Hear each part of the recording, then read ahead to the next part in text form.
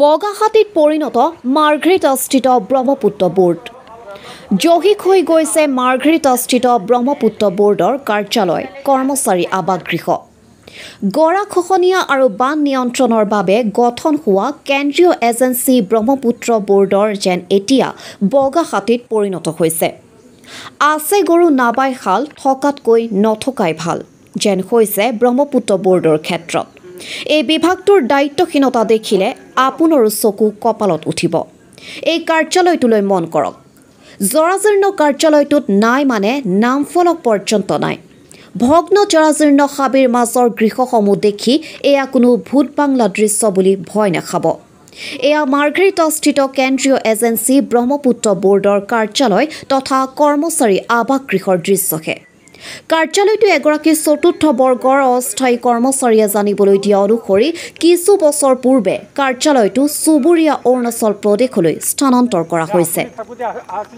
কিন্তু কেন্দ্ৰীয় চৰকাৰ অধীনস্থ কাৰ্যালয়টো অৰুণাচল প্ৰদেশলৈ স্থানান্তৰ কৰাৰ বিষয়ে অৱগত নহয় স্থানীয় লোক। আনকি কাৰ্যালয়টো গাতে লাগি থকা ব্যক্তিসকলেও নেজানে কাৰ্যালয়টো ইয়াৰ পৰা অৰুণাচল প্ৰদেশলৈ স্থানান্তৰ হোৱাৰ কথা। বৰ্তমান ইয়াক কাৰ্যালয় সলনি গুদামঘৰ হিচাপেহে ব্যৱহাৰ কৰি আহিছে কেন্দ্ৰীয় এজেন্সি ব্ৰহ্মপুত্ৰ বোৰ্ডে। কেন্দ্ৰীয় এজেন্সি ব্ৰহ্মপুত্ৰ বোৰ্ডৰ মাৰ্ঘেৰিটাস্থিত এই চৌহদটোত বৰ্তমান এনেদৰে জহিক হৈ গৈছে বহুকেইখন গাড়ী মটৰকে ধৰি বৃহৎ জেনেৰেটৰ, পানী পাম্প আদি বহু মূল্যৱান ৰাজহুৱা সা সম্পত্তি। স্থানীয় ৰাইজে জানিবলৈ দিয়া অনুসৰি কাৰ্যালয়টো চৌহদত থকা বৃহৎ গছ এজোপা কাটি চৰকাৰী পুঁজি অপব্যয় কৰি কিছু বছৰ পূৰ্বে পানী পাইপ স্থাপন কৰা হৈছিল। যদিও পাইপ পুতিয়ে দায়িত্ব সামৰে নিৰ্বিদা লাভ কৰা ঠিকাদাৰে। স্থানীয় সচেতন ব্যক্তি তথা মাৰ্ঘেৰিটা মহাবিদ্যালয়ৰ প্ৰাক্তন প্ৰবক্তা সৌৰাগিৰিয়ে কেন্দ্ৰীয় এজেন্সি ব্ৰহ্মপুত্ৰ বোৰ্ডৰ এনেদৰে ৰাজহুৱা ধনৰ অপব্যয়ত আশ্চৰ্য প্ৰকাশ কৰিছে। চৰকাৰী ধন অপব্যয় কৰি এনেদৰে এটা কাৰ্যালয় চলাই থকাৰ কোনো অৰ্থ নাই বুলি কয় সৌৰাগিৰিয়ে। কেন্দ্ৰীয় এজেন্সি ব্ৰহ্মপুত্ৰ বোৰ্ডৰ যদি কাম নাই তেন্তে বিভাগটো বন্ধ কৰি দিবৰ বাবে তেওঁ চৰকাৰলৈ আহ্বান জনাইছে। আনহাতে আন এগৰাকী সচেতন সমাজকৰ্মী ৰমেশ হাতীমুৰীয়াও মাৰ্ঘেৰিটাস্থিত কেন্দ্ৰীয় এজেন্সি ব্ৰহ্মপুত্ৰ বোৰ্ড বৰ্তমান ভালুকৰ হাঙিত পৰিণত হোৱা বুলি অভিযোগ উত্থাপিত কৰিছে। ৰাইজৰ ধন অপব্যয় কৰি কাৰ্যালয়টোত জহিক হৈ যোৱা সম্পদসমূহৰ বাবে গভীৰ উদ্বেগ প্ৰকাশ কৰে সচেতন সমাজকৰ্মীগৰাকীয়ে। কেন্দ্ৰীয় চৰকাৰৰ লগতে অসম চৰকাৰক এই ক্ষেত্ৰত চকু দিবলৈ আহ্বান জনাইছে ৰমেশ হাতীমুৰীয়াই। মই ব্ৰহ্মপুত্ৰ বোৰ্ড অফিচ এতিয়াতো ব্ৰহ্মপুত্ৰ আৰু গংগা নদীৰ লগাই বোৰ্ড ইয়াত হৈছে বুলি আমি গম পাওঁ। আৰু মোৰ ঘৰ ইয়াৰ কাষতে। মই 2004 পৰা স্থায়ীকৈ ইয়াত আছোঁ। কিন্তু মই দেখিছোঁ ইয়াৰ ঘৰ আছে, এইটো চেণ্ট্ৰেল গভৰ্ণমেণ্টৰ। কিন্তু আপোনালোকে দেখিছে গাড়ীবিলাক তেনেকৈ পৰি আছে আৰু ঘৰবিলাকো জৰাজীৰ্ণ হৈ আছে। আৰু ইয়াত মানুহ আহে, ইয়াতে মানুহ আছে কাম কৰা। আৰু ইমান ডাঙৰ এটা মাটিকালি মানে জংঘল বনেৰে ঢাকি আছে। Central government I think in 1980-81 গঠন কৰা হৈছিলে। আৰু তেতিয়া তাহানি মই মাৰ্ঘেৰিটা যাওঁতে দেখোঁ। কিন্তু যেতিয়া মই স্থানীয়কৈ ইয়াত থাকিবলৈ ল'লোঁ আৰু মোৰ ঘৰৰ নিচেই কাষতে আৰু আমি দেখি থাকোঁ আৰু মানুহবিলাক আহে আৰু ইয়াত কাম কৰে আৰু ৰিটায়াৰ হোৱাৰ পিছত যায়। ৰিটায়াৰ হোৱাৰ পিছত গ'ল আৰু তাৰ এপইণ্টমেণ্টটো হোৱাটো মই দেখা নাই। আৰু ইয়াৰ হেড অফিচ চাগে ৰয়িঙত আছে আৰু মেওতো অফিচ আছে, অৰুণাচল অন্যান্য ঠাইতে আছে বুলি এওঁলোকে কয়। আৰু ইয়াত কাম কৰা কৰ্মচাৰীসকলে আৰু কৰ্মচাৰীসকলৰো আপোনালোকে দেখিছে না ঘৰৰ অৱস্থা কেনেকুৱা আছে। আৰু দূৰ দূৰণিৰ পৰা আহিছে আৰু ইয়াত আহি মোৰ লগত বন্ধুত্ব হৈছে। গুৱাহাটীৰ গণেশ দত্ত আছে। আৰু চৰকাৰৰ বিশেষকৈ কেন্দ্ৰীয় চৰকাৰৰ এই সম্পত্তিবিলাক এনেকৈ পৰি আছে। আৰু এইটো পিয়ৰলি ম্যাদী মাটি। আৰু যোৱা বছৰ তাৰ আগত 2-3 বছৰ আগতে এই ৱালবিলাক হৈছে। আৰু কাষতে আমাৰ ৰিহেবিলিটেশ্যন চেণ্টাৰ আছে, সুন্দৰ ঠাই আছে। ৰিহেবিলিটেশ্যনৰ কাম ভালকৈ হৈছে, যায়।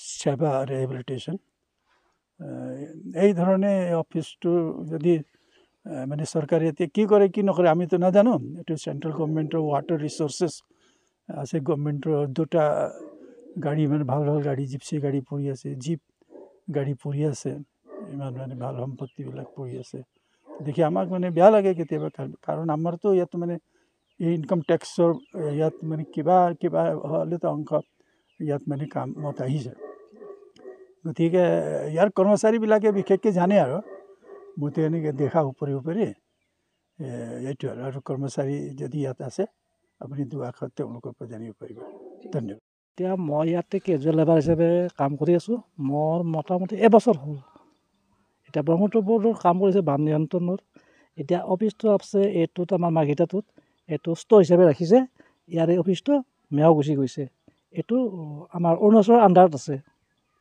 এইখিনিয়ে মোৰ ক'ব লগা হয় এই অসমৰ কোনো কাম নহয় নেকি কামটো চলি আছে এতিয়া বাহিৰত ক'ত কাম হৈছে এইটো মইতো নাজানিম মই গুৱাহাটীৰ ছাইডৰ মানুহ মই ইয়াত আহিছোঁ নতুন মানুহ হয় বাকী ক'ত কাম চলি আছে আমি এইবিলাক গম নাপাওঁ হয় এই ইয়াৰ কাৰ্যালয়টো বৰ্তমান অৰুণাচল প্ৰদেশত আছে নেকি মূল কাৰ্যালয় তাত আছে কাৰণ তেওঁলোকৰ আণ্ডাৰতে এইটো অফিচ বনাইছিল এইটো অৰুণাচলৰ আণ্ডাৰত বনাইছিল ইয়াতে ষ্ট'ৰ কৰিছিল এইখিনিয়ে আৰু হয় দাদা আমি ইয়াত দেখিবলৈ পাইছোঁ কেইবাখনো গাড়ী জহি খহি গৈছে কোৱাটাৰসমূহ জহি খহি গৈছে কি ক'ব গাড়ীবিলাকতো এইবিলাক ইয়াৰে নহয় ৰয়িঙৰ পৰা আনিছে আনি ইয়াত ষ্ট'ৰ বনাইছে ইয়াত ৰাখিছে ইয়াত ষ্ট'ৰ গুদাম আছে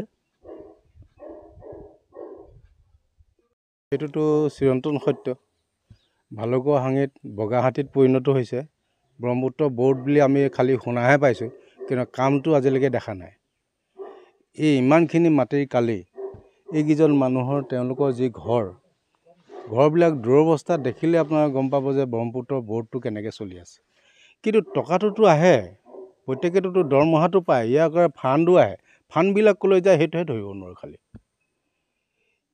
এনেকুৱা দুৰৱস্থাত যদি এই ডিপাৰ্টমেণ্টবিলাক যদি চলি থাকে তাৰমানে এতিয়া থকাতকৈ নথকাই ভাল তাতে বন্ধ কৰি দিব লাগে যদি ইয়াত কামেই নাই তো ব্ৰহ্মপুত্ৰ ব'ৰ্ডটো কেলৈ আছে যেনেকৈ আমাৰ অসম চৰকাৰৰ যেনেকৈ ৱাটাৰ ছাপ্লাই সেইটো কোনো কাম নাই ড্ৰেইনবিলাক মাটি খালী মানুহবিলাকৰ মাটি হেৰি কৰি খালী ড্ৰেইনবিলাক বনাই দিলে যেতিয়া পানী লাগে তেতিয়া পানী নাই নাও বেয়া এই দুটা ডিপাৰ্টমেণ্টৰ মানে কিছুমান ডিপাৰ্টমেণ্টৰ কোনো কামেই নাই এইটো চব বগাহাতীত পৰিণত ভালুকৰ হাঙিৰ নিচিনা আপুনি কোৱাৰ নিচিনা তে এনেকৈ থাকিলে কেনেকৈ হ'ব অকল নিজক লৈ ব্যস্ত থাকে যিমান যি আমি মানুহ পঠিয়াওঁ ৰাইজৰ প্ৰতিনিধি হিচাপে পঠিয়াওঁ কিন্তু তেওঁলোকৰতো কাণ হাৰেই নাই এইবিলাকৰ প্ৰতি না আজি জংঘলখন বচাব পাৰিছে না গছ গছনি বচাব পাৰিছে না আজি পাহাৰ বচাব পাৰিছে না আজি এই ডিপাৰ্টমেণ্টবিলাক বচাব পাৰিছে এনেকৈ হ'লে কিমান দিন আমাৰ উত্তৰ প্ৰজন্মক আমি একেবাৰে শেষ কৰি থৈ যাম নে কি কমচে কম উত্তৰ প্ৰজন্মৰ কাৰণে এবাৰ হ'লেও চিন্তা কৰক তেওঁ নিজৰ সন্তানটোৰ কাৰণে চিন্তা কৰক না